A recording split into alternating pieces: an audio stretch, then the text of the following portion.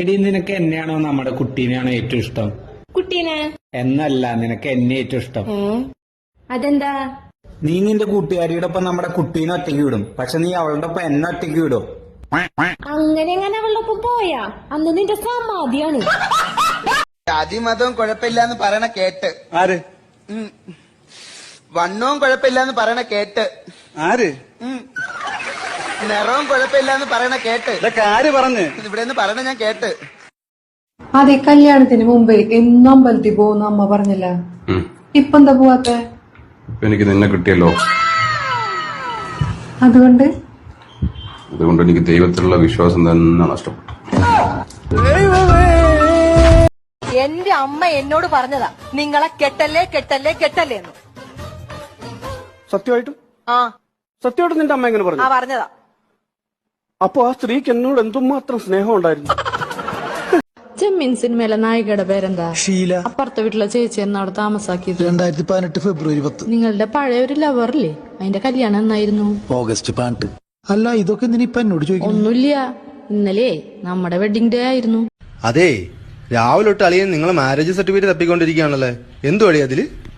അതെ, അതെന്താന്നോ, ഏതോ കൂട്ടുകാരൻ പറഞ്ഞു മാരേജ് സർട്ടിഫിക്കറ്റിൽ എക്സ്പയർ ഡേറ്റ് ഉണ്ടെന്ന്, ആ തപ്പിക്കൊണ്ടിരിക്കുക.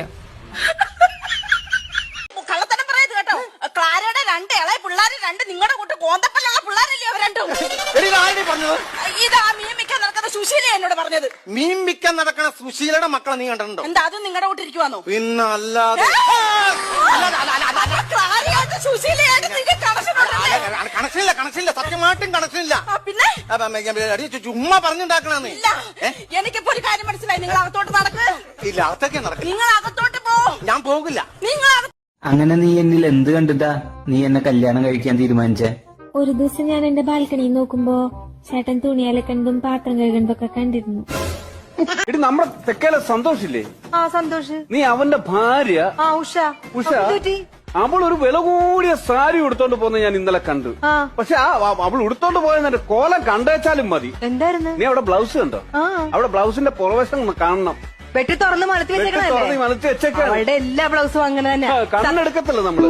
സത്യം, പെണ്ണുങ്ങൾക്ക് പോലും കാണുമ്പോ ഭയങ്കര ബുദ്ധിമുട്ടാണ്. ഞാനത് പറയാഞ്ഞിട്ടാ. എനിക്ക് ഭയങ്കര ഇറിറ്റേഷൻ ആയി തോന്നി. ഞാൻ എന്തെങ്കിലും വന്ന് ഇവിടെ വന്ന് പറഞ്ഞാ എന്താലേ, ഫേസ്ബുക്ക് മുതലാളി $19 മില്യൺ വാട്സപ്പ് വാങ്ങിയത്. മണ്ടൻ. അത് പ്ലേ സ്റ്റോറിൽ പോയാൽ ഫ്രീ ആയി ഡൗൺലോഡ് ചെയ്യാം. ഞാനൊക്കെ അങ്ങനെ ചെയ്തു. ചേട്ടനോ? കുറെ നേരം ആയല്ലോ റോട്ടിലേക്ക് നോക്കി നിൽക്കാൻ തുടങ്ങിയിട്ട്. ഞാനിതിലെ വണ്ടി പോണ ഭാര്യ ഭർത്താക്കന്മാരെങ്ങനെ ശ്രദ്ധിക്കുക? എന്താ ഇത്ര ശ്രദ്ധിക്കാനുള്ളത്? അല്ല, ഒരൊറ്റ ആണുങ്ങളെ മുഖത്ത് ഒരു സന്തോഷം, അത് കാണുമ്പോ ചെറിയൊരു സമാധാനം.